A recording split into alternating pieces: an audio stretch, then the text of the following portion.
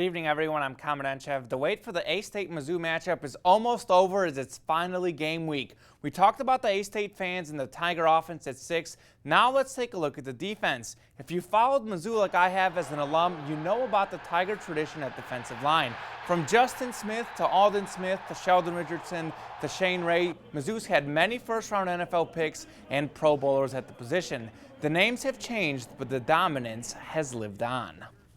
They're a big, even though they're young, and they replace 30 to 40 sacks of graduating and gone to the NFL.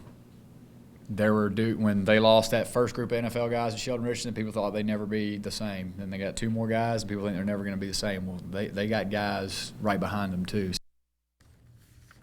New Arkansas offensive coordinator Dan Enos called almost a perfect game in the 48-13 win over UTEP.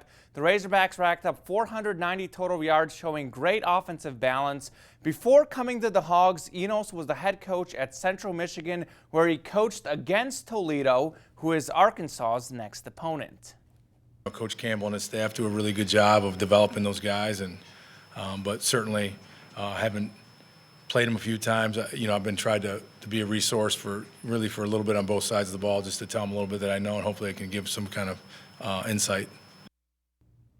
More college football. Number 1 Ohio State started its season at Virginia Tech as the big question was who would start under center. JT Barrett, who was the highest QBR of any returning QB, or Cardale Jones, who won the national title.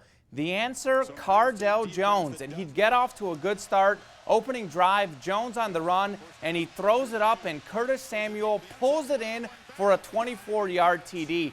Virginia Tech actually led 17-14 at the half, but the second half belonged to Braxton Miller, the former QB and 2-time All-Big Ten Offensive Player of the Year, switched to receiver amidst the QB competition, and he was just fine with the 54-yard TD. Miller got the ball on the run, too. Has watched this filthy spin move.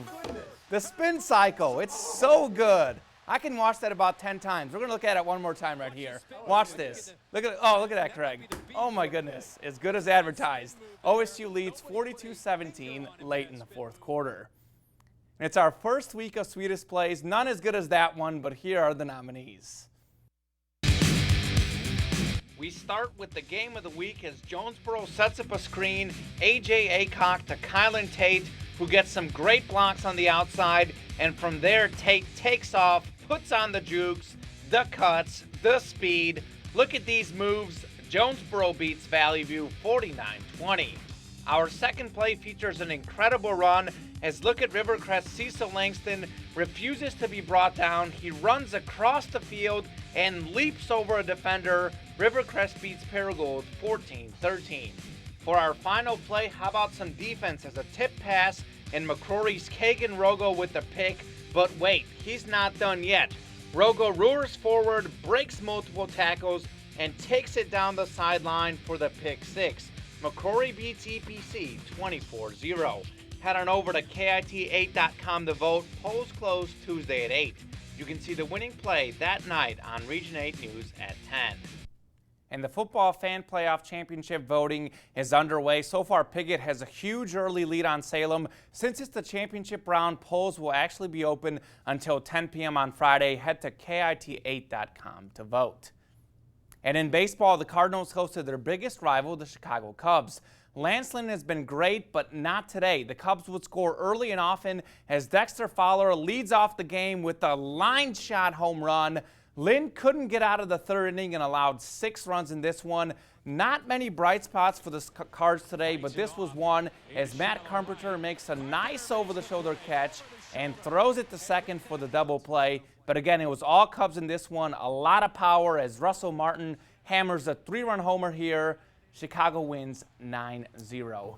And Braxton Miller is the story tonight. I mean, they had that QB competition, and it's really the receiver who used to be a QB that was the story. And he got the ball running. He got the ball catching.